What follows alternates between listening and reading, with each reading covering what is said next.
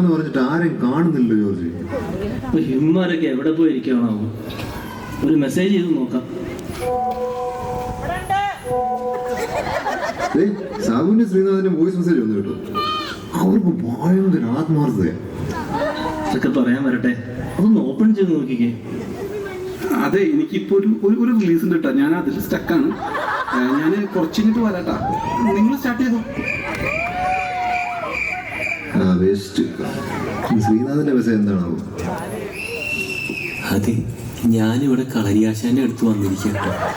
കുറച്ച് ലേറ്റാണ്. ഇപ്പൊ എങ്ങനെ ഇരിക്കണ? എന്ത് നല്ല ആത്മാർത്ഥതയാ. അപ്പോ രണ്ടുപേര് വരില്ലെന്ന് ഉറപ്പായി. ഓ, രക്ഷപ്പെട്ടു. ബാക്കിയുള്ളവരൊക്കെ എത്തി. എല്ലാവരും ഉണ്ടല്ലോ, നമുക്ക് എന്താ സ്റ്റാർട്ട് ചെയ്താലോ? അതെ, എനിക്കൊരു സജഷൻ ഉണ്ട്. എല്ലാ വർഷവും അതേ ചെണ്ടമേളം, അതേ പ്രൊസഷൻ. ഇപ്രാവശ്യം നമുക്കൊന്ന് മാറ്റി പിടിക്കണം കേട്ടോ. ശരിയാ, ശ്രീയുടെ ക്യാമറ കാണുമ്പോ പെണ്ണുങ്ങൾ മൊത്തം പുള്ളിയുടെ പറയാനുള്ളൂ. അവരെ കുറ്റം പറയാൻ പറ്റില്ല. ശ്രീയുടെ അടിപൊളി ക്യാമറ ആംഗിൾസും പിന്നെ ഫോട്ടോസിന്റെ ക്വാളിറ്റീസും എല്ലാം കണ്ടാണ് അവർ ഒരുങ്ങി വരുന്നത് തന്നെ പുള്ളിയുടെ ഫോട്ടോസിന് പോസ്റ്റ് ചെയ്യാൻ വേണ്ടിയാണെന്ന് തോന്നുന്നു. എന്നെ പൊക്കി പറഞ്ഞ് സോപ്പിടാനുള്ള പരിപാടിയാ കള്ളന്മാര്. അത് പോട്ടെ. അപ്പോ എന്തൊക്കെയാ നിങ്ങളുടെ സജഷൻസ്? ഞങ്ങൾ കഴിഞ്ഞ ദിവസം വാക്കിങ്ങിന് പോയപ്പം കുറച്ച് കാര്യങ്ങൾ ഡിസ്കസ് ചെയ്തിരുന്നു. നമുക്ക് ഈ പ്രാവശ്യം ഇവന്റ് എല്ലാം ഒന്ന് കൊഴുപ്പിക്കണം.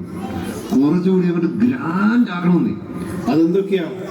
സാധാരണ നമ്മളെ കൾച്ചറൽ ഇവന്റ്സിന്റെ ഭാഗമായിട്ടാണല്ലോ ലേഡീസിന്റെ തിരുവാതിര. പക്ഷെ ഇത്തവണ നമ്മളത് പുറത്ത് കോൺകോർഡിന്റെ ഗ്രൗണ്ടിൽ കളിക്കുന്നു. അതെ, 60 തരുണീ മണികൾ പങ്കെടുക്കുന്ന ഒരു മെഗാ തിരുവാതിര.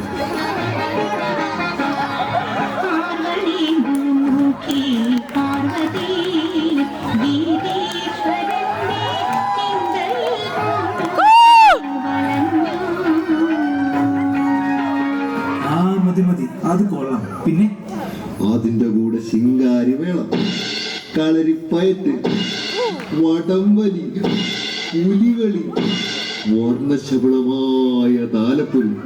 എന്തിനു പറയണം, 2 ദിവസമാണ് ഇത്തവണ പ്രോഗ്രാം. അത് കലക്കും, ഇത് പൊളിക്കും. പക്ഷെ അതിനുള്ള ഫണ്ട് നമ്മൾ എങ്ങനെ കണ്ടെത്തും?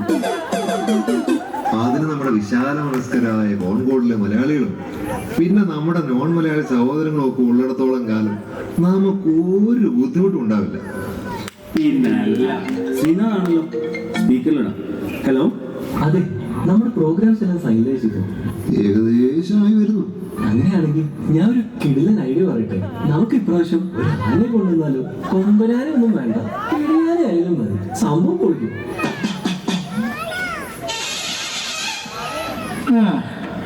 ആനയെ കൊണ്ടുവന്നിട്ട് നമുക്ക് കോൺകോണിന് ചുറ്റും 2 റൗണ്ട് നടത്താം.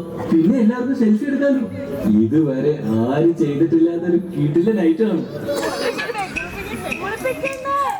സാറിപ്പം ശരിക്കും എവിടെയാ? ഞാന് ആശാന്റെ കൂടെ ഒരു ബർത്ത്ഡേ സെലിബ്രേഷന് പങ്കെടുക്കാൻ വന്നിട്ടില്ല. എത്ര എണ്ണം അടിച്ചിട്ടുണ്ട്? 4-5 എണ്ണം വരെ എണ്ണി.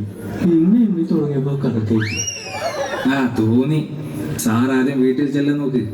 ആനയും കരടിയും ഒക്കെ നമുക്ക് പിന്നെ ആലോചിക്കാം. ആനയെ ഇവിടെ മനുഷ്യൻ നടക്കാൻ സ്ഥലമില്ല ഇതിനകത്ത്. അപ്പോഴാണ് അവൻ ആന. പിന്നെ വേറൊരു കാര്യം, സാധാരണ ഓണത്തിന് നമുക്ക് ബോയ്സിന്റെ ഗ്രൂപ്പ് സോങ് ഉണ്ടാവാറില്ല. പക്ഷെ ഇത്തവണ നമുക്കൊരു ഗ്രൂപ്പ് സോങ് വേണം. ആയിക്കോട്ടെ, പാട്ട് സെലക്ട് ചെയ്തു, നമുക്ക് നോക്കാം. അപ്പൊ സദ്യയുടെയും പിന്നെ മാവിലയുടെ ഒക്കെ കാര്യം എങ്ങനെയാ? സദ്യ നമുക്ക് വില്ലേജിലോ തലശ്ശേരിയിലോ ഏൽപ്പിക്കാം.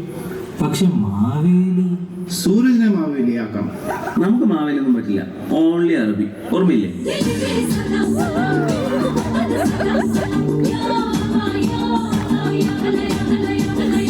ഒരു കാര്യം ചെയ്യാം, മാവേലിയെ നമുക്ക് പുറത്തുനിന്ന് ബുക്ക് ചെയ്യാം.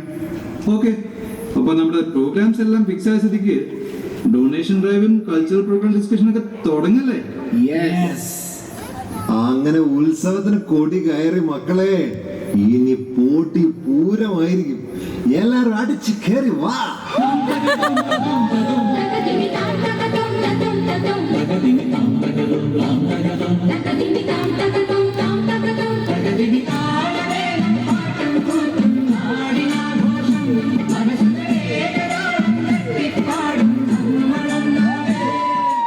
ഈ പുള്ളി വെറുതെ എന്തിനാ അങ്ങോട്ടും ഇങ്ങോട്ടും നടക്കുന്നത്?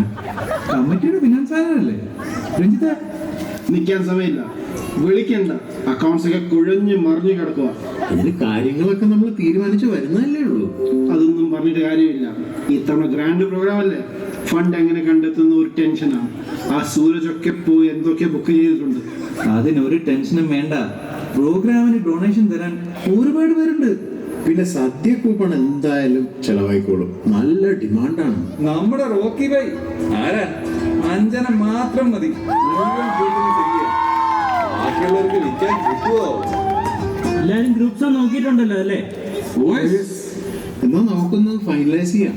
നമുക്ക് ഓപ്പണിംഗ് സോങ് തന്നെ ഓഡിയൻസിനെ പിടിച്ചെടുത്താൻ പറ്റിയ ഒരു ഐറ്റം.